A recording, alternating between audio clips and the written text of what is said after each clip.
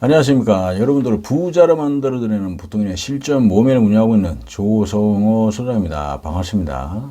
자, 오늘은 저평가된 건물을 어디서 어떤 걸 보고 어떻게 찾아야 되냐라는 어떤 주제를 가지고 이야기를 좀 해볼까 합니다. 자, 시작하기 앞서 좋아요, 구독 꼭 눌러주시는 거 잊지 마시고 알람도 꼭 설정 부탁드리겠습니다. 자, 많은 분들이 건물을 좀 싸게 사고 싶고 그래서 건물의 가치를 좀 높여서 많은 돈을 벌고 싶다라고들 얘기를 합니다. 근데 사실 우리가 이렇게 보면은 그런 건물들은 어디서 어떻게 사야 돼? 그리고 뭘 봐야 되는 거야? 어떤 걸 체크를 해야 돼? 사실 이런 부분들이 중요하거든요. 근데 이제 우리가 이제 가만히 지켜보면 어쨌든 우리가 이런 건물들은 우리 주위에 굉장히 많이 있습니다. 찾는다는 것이 결국 쉽지는 않지만 우리가 찾다 보면 이런 건물들이 우리의 눈에 들어온다는 얘기죠. 자, 그렇게 하기 위해서 우리가 손품이라든지 어떤 발품을 진짜 엄청나게 많이 팔면서 건물도 아주 많이 보고, 그래서 그런 부분에 대한 거를 뭐를 봐야 되는지 내가 스스로 체크리스트를 만들어서 계속 체크해 가면서 나름대로 공부를 해야 된다는 얘기입니다. 자, 우리가 이제 이 저평가된 건물들을 어떻게 우리가 좀 봐야 되느냐. 뭐 그렇게 많은 것이 필요하지 않죠. 어떻게 간단하게 말씀을 드리면 주변 지역에 있는 건물들보다 어쨌든 시세가 싸야 되겠죠. 자, 거기에 또 임대료 같은 경우가 좀 싸야 되겠죠. 그만큼 좀 차이가 좀 나야 된다는 얘기죠. 뭐 5% 10%밖에 안 나면 그 뭐 저평가된 건물이 아니지 않습니까? 아무래도 좀 20% 정도 이상 좀 차이가 나는 그런 건물들이 아무래도 저평가된 건물이라고 볼 수가 있죠. 그런데 이제 이런 저평가된 건물들을 우리가 보면은 자, 사실 메인 상권에 탁 자리를 잡고 있는 건물들 중에서도 어떤 건물들은 되게 깔끔하고 되게 관리가 잘 돼서 아주 그냥 멋집니다. 그리고 임차인들도 딱 보면은 마음에 들어서 탁탁 들어가죠.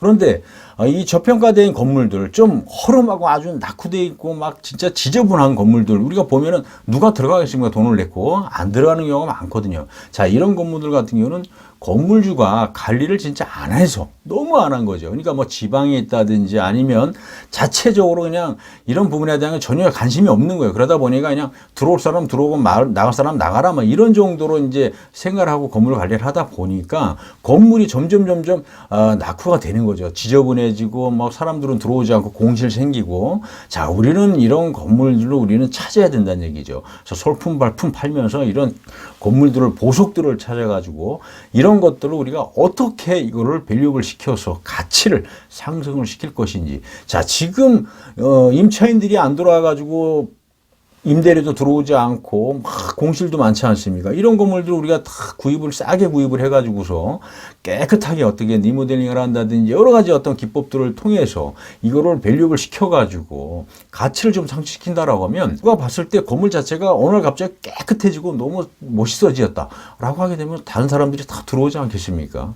자, 이렇게 우리는 가치를 상승시키는 방법들을 동원을 해야 돼요. 그래서 아주 저평가된 건물들을 싸게 사서 멋지게 리모델링이라든지 어떤 기법들을 사용해서 만들어야 됩니다. 그래서 시세 차익도 당연히 볼 것이고 임대 수익률도 당연히 지금보다 더 많은 수익을 시킬 수가 있다는 얘기입니다. 사실 우리가 이 부동산이라는 것이 다양한 방법들이 있습니다. 하지만 전문적으로 이런 어떤 낙후되고 이런 건물 관리 안에서 진짜 막 공실 생겨 있고 너무 지저분하고 막 이런 건물들만 찾아다니면서 아주 멋지게 만들어 가지고 시세 차익도 보면서 많은 어떤 임대 수익도 올려놓으시는 분들이 많습니다. 자, 여러분들도 이제는 깨끗한 건물만 우리가 찾는 게 아닙니다.